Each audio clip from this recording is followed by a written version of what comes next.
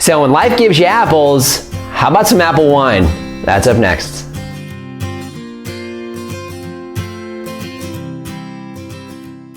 Hello everyone, this is Dwayne with Edge of Nowhere Farm, and we're coming to you here today. It is the end of June 2019. So what I'm surrounded by here would be our apple harvest for this year. So I'm gonna go ahead and link the video here where we showed you the harvest off of our 3 primary apple trees for production here on the farm. So I have 3 different varieties here we're gonna talk about in a second, but let's talk about what we do when we have this many apples. So the primary way for us, we do eat apples fresh. We also juice every single morning, so we juice apples just like this every morning. We've also put away some apples, specifically with apple sauce and apple butter, so we've done that as well. Very, very good. They taste fantastic, but it takes a lot of work, and you know what? We decided this year with this many apples and our last harvest off of this farm, before we go a couple years before we see apples again on the new farm, we wanted to do something a little unique. So now what Lori and I have been doing, we've been trying our skills at winemaking. So this will be our 5th batch of wine, and it'll be the 5th different type of wine that we've attempted. So we figured, you know what, we don't really want to do cider. We're not real beer drinkers. Not that we're heavy wine drinkers, but we figured an apple wine might be a great way of utilizing our harvest and just trying it out. We're rookies, so if you guys are good at winemaking, you got tips for us, we'll take them, but you know, we're definitely not professionals when it comes to making wine. However, this is going to be our basic material. So what we have here is we have 3 different apple varieties. So our Golden Dorset apple is really a tart variety, so very, very close to, say, a Granny Smith that you might find in the grocery store. So your Anna apples can get a red blush. This one doesn't have it because it's a little underripe. This apple is a real good balance of tart and sweet. Our 3rd variety apple would be our Tropic Sweet apples. So now, as the name implies, this is a very, very sweet apple. Very similar to, say, like a Gala that you might find in the store. Almost no tart. Has a tendency to be kind of a mealy apple. But for this purpose, that little bit of blush in the skin is going to give us a little bit of tannic acid, just a little bit, but a nice sweetness to the apples. So we got a nice mix of apples here as far as our base for our wine. So this is where we start. So I should specify that what we're really making today is apple cider wine, and this is the beginning of the process. So we're going to be taking apples, turning them into apple cider, adding sugar, fermenting it down, and getting that alcohol content much higher than a true apple cider would be, and essentially aging it enough to be able to call it wine. So as far as ingredients, things that we're going to be using today, again, like I said, it's a mashup of a few different types of recipes, but here's what we're going to give a shot at. So of course, you're going to need some Camden tablets. So Camden tablets are going to be what we're going to use today to actually kill off any bacteria or yeast, any natural yeast that's occurring on the apples. An acid blend, a couple different types of acid that we're going to be including. We're also going to be including ascorbic acid, which is basically crystallized vitamin C. We have a pectic enzyme. We're going to be using that because there is pectin in the apples itself. So we're going to use the pectic enzyme to help get a little more juice and, most importantly, deal with the pectin in the apples. I am going to use a lemon here at the very beginning of the process. We're going to need sugar a lot more than this in order to get the alcohol content up where we want it. I'm going to have a wine thief, a hydrometer, so we can measure our ABV, and I'm also going to have a cylindrical glass that I can use to take some of the juice out today so we can get that starting alcohol by volume where we want it so we get a good, strong, finished wine. In addition to what we're doing today, I do have some tannin set aside. Lori and I are not really into heavy tannic type wines. However, we may test this towards the end of the process to see if we want to add a little bit of that bitter tannic flavor to the wine. But again, we'll do that towards the end before bottling. And then I do have a yeast nutrient here. So the yeast nutrient will go in tomorrow after we've already killed off any of the bacteria and yeast that are existing in the wine. And then of course, you're going to have to add yeast. Now, our preferred yeast, this is Premier Cuvée, so it's a Red Star yeast.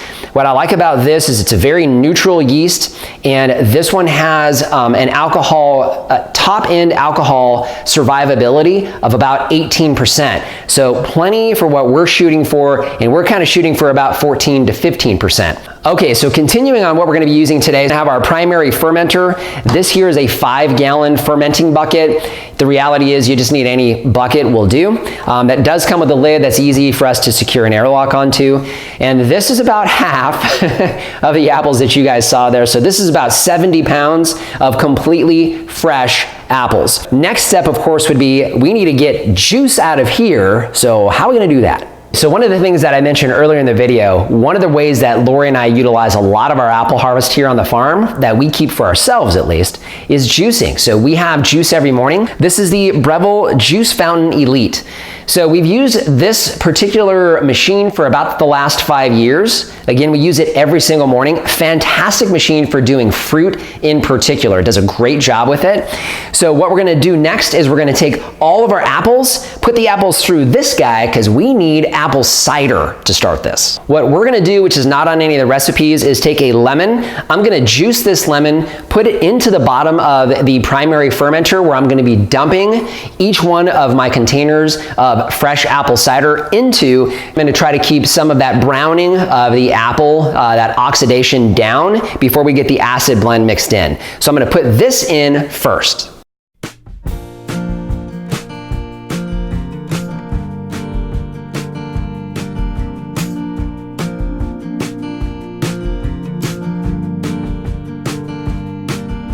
So Lori and I spent the last couple hours taking all of those apples and essentially turning them into what will eventually be wine. So it took about 104, so just over 100 pounds of apples to come up with just over 5 gallons of apple cider. And we're going to put a few of our ingredients together. So for those of you who know how to do this, sorry, I know I'm being elementary with this. However, for those of you who follow us all the time, maybe don't know winemaking, you'll kind of see how everything comes together. We need to start out with Camden tablets. Now, Camden tablets are basically used, it's a potassium metabisulfite. Camden tablets are used to actually, I'll say, disinfect. So take the juice, which has naturally occurring bacteria and yeast in it, and it'll kill that off so that we don't have anything going a little awry as far as the final product is concerned. So for this recipe, and really for any standard wine, I have just over 5 gallons of liquid. So I'm going to take 6 Camden tablets, crush them up, put them into my jar. So I've got that ready to go. Next ingredient is going to be pectic enzymes. Now, apples actually have a very good amount of pectin in them, so we need to start consuming some of that. So my pectic enzyme is going to help me with that. I need 5 1/8 teaspoons. Okay, so I got half a teaspoon there, and I need 1 more. And I'm going to kind of round this because it's just over 5 gallons. All right, my next ingredient here is going to be an acid blend. So this is one, by the way, all the ingredients that we're using here and the majority of what you see we have in our Amazon shop. So I'll leave a link down in the description below. You guys can check that out. So what we're going to do with the acid blend, we need 7.5 teaspoons to go into the beginning product. 1, 7, I'm going to go heavy on this half. All right, heavy on this half. Ascorbic acid, Lori and I have a smoothie every morning, so we actually use this each morning to add vitamin C into our smoothies. So what I need here is I need 5/8 of a teaspoon, and I need 1 more 1/8 of a teaspoon. I'm going to do this a little heavy because, again, we're just over 5 gallons. That's it. So now what we're going to do is we're going to take this and pour it right into our apple cider. So let's take a peek at that. I use this little paddle here to mix it so you can see we got a little bit of a sludge layer on top. No worries there. And then actually it kind of looks like, I don't know, liquid peanut butter. So it's going to be really cool. Once this actually clarifies, it's going to have probably just this beautiful golden color is kind of what I'm expecting. Okay, so now what I'm going to do is I'm going to take all of my ingredients here and just mix them in. Real simple. Get all of that out of there. It looks like we got it all. And then we're going to mix this in really well.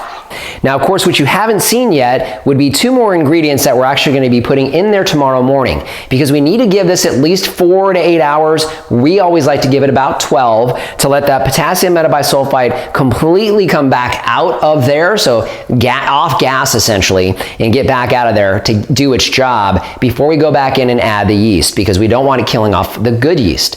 So the yeast nutrient and the yeast will be tomorrow morning. Now what we need to talk about is the product and how do we get this up into the wine range as far as alcohol content is concerned. So what we need to do first is we need to determine what we have in here as far as total amount of sugar. Because what's going to happen is the yeast is going to consume the sugar. The more sugar we have, the higher the alcohol content's going to be. So we already know we're going to have to add sugar, but what we need to determine is if we want about 14 to 15% alcohol by volume, we need to determine how much sugar we're starting with. So the first thing I'm going to do is use a wine thief. That's one of these here.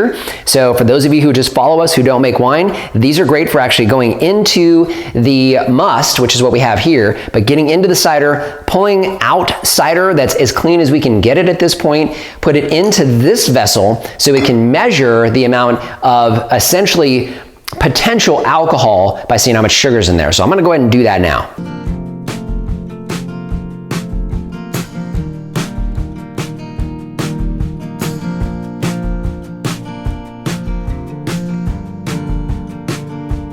So now that I have a good little sample of our cider, I'm actually able to test it and see what our starting sugar level is. So the tool I'm going to use for that is a hydrometer. I'm not going to go into too much detail as far as how these work. You can look it up online, but this is going to give us a good idea of our starting sugar level. So all we do is take this and drop it into here, and it's going to kind of bob up like a bobber when you're fishing. And if Lori wants to come in closer, let's see where we're starting as far as our sugar content. 1.062. That tells us how much sugar we're starting out with. So based on our reading now, we want to get to about 1.110, which will end us at about 14, almost 15% alcohol content is really what we want. So the next thing we need to do is we need to add sugar, and a fair amount of sugar. So what we're going to do is we're going to determine how many pounds of sugar we're going to need to add into the must in order to get it up to that number of 1.110. It looks like we need to add about a pound of sugar per gallon. So we're looking at between 5 and 6 pounds of sugar that we're going to have to add into here in order to get up to that 1.110 number. So we're going to go ahead and start adding sugar.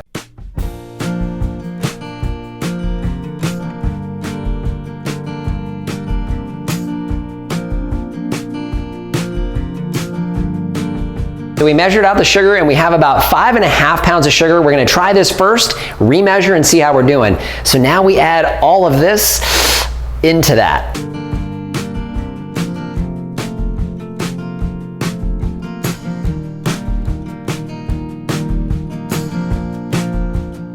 Okay, so did a couple of small adjustments there. What we wound up doing after testing it a couple times is we went with 7 pounds of sugar in order to get to where we think our reading should be. So let's take a look. But we're right at 1.10. So what that means is once this is fully attenuated, so once we've pitched the yeast, which will be tomorrow morning, so once we've added the yeast in there, and that goes for quite a while, we should wind up with a fully attenuated dry apple wine that should be right at about 15 or so % alcohol, probably just under that.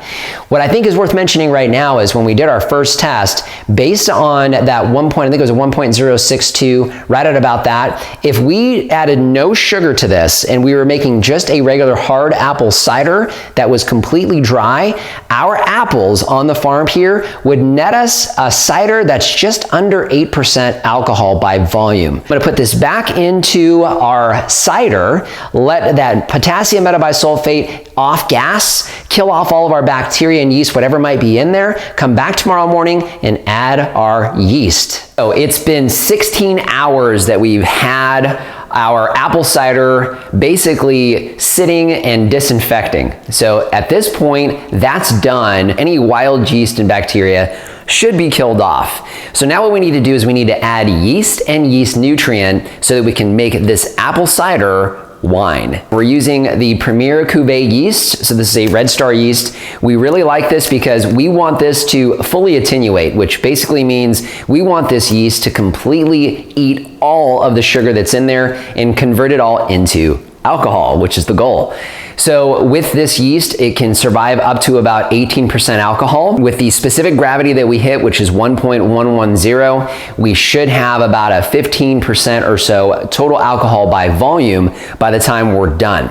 So what you do is you just take the yeast itself, you take it and you mix it with water. There's instructions on the back of the packet of yeast that basically tells you how to do that. Essentially, you're just prepping the yeast and activating it. What we're also gonna add is we're also gonna add some yeast nutrient. What we're gonna do for our recipe is we need 5 teaspoons of this yeast nutrient that we're also gonna mix in this morning. So I'm gonna go ahead and do that now. Okay, so we have our yeast nutrient. These measuring spoons are actually designed for herbs, so they're shaped a little bit differently.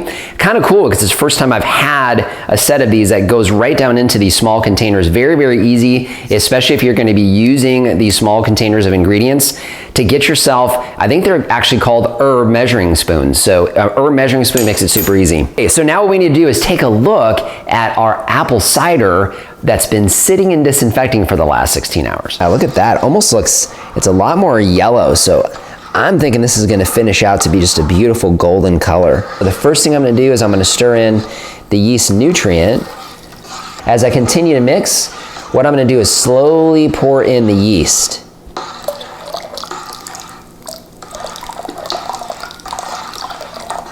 Now I've seen some videos where people just pour this on top, but I'm just gonna go ahead and dump it in.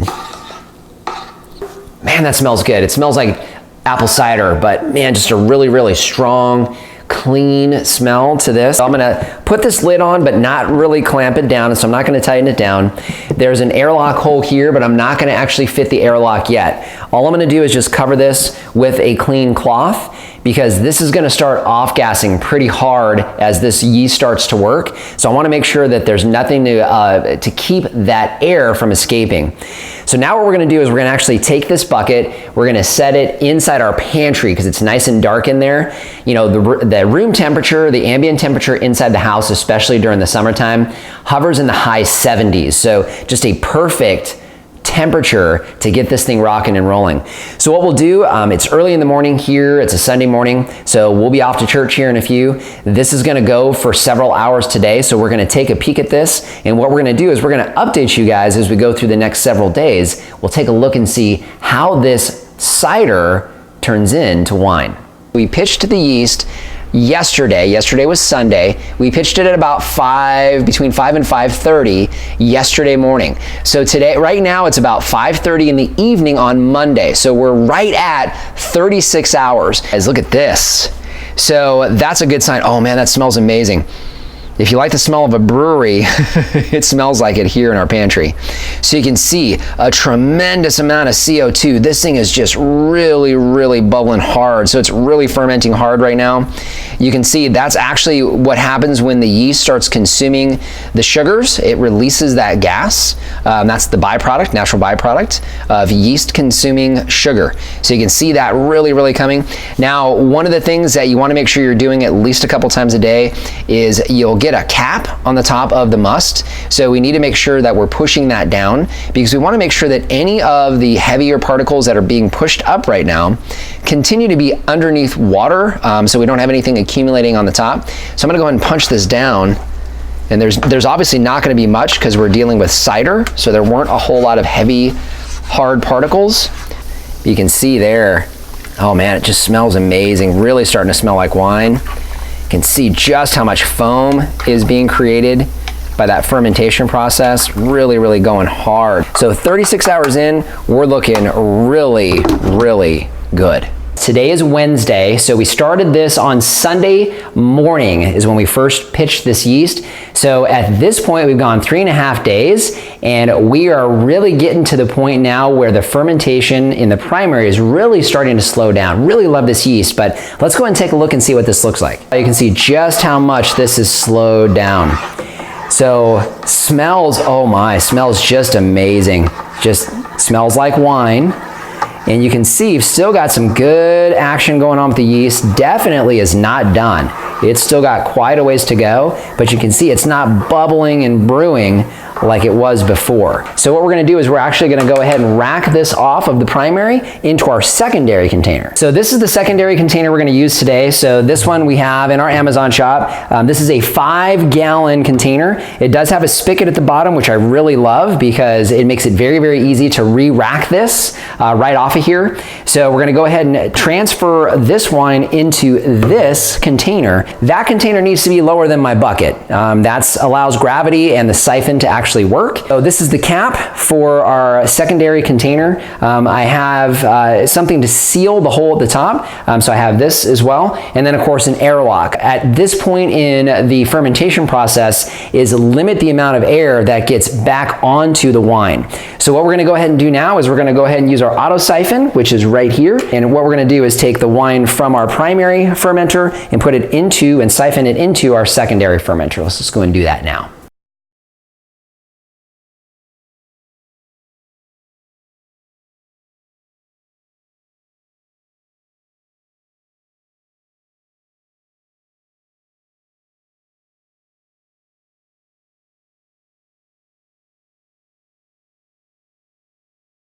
We've got this racked into the secondary fermenter. So you can see, if Lori comes in a little closer, we've got our airlock attached and it's really going pretty hard. So what I may do, what I'm leaning towards is probably leaving the top of this off for another day or so and having just a towel over the top to make sure all that CO2 can get out of there and it doesn't wind up bubbling over. We still have probably another half a gallon to a gallon of wine that's still here in the primary fermenter. So what we're gonna do is we're gonna take that, put it into a 1-gallon jug, basically do this exact same thing, and we're gonna use that to top it off. But that's in a few weeks and part 2 of this series. So just want to thank you for joining us today. If you haven't done so already, subscribe to the channel.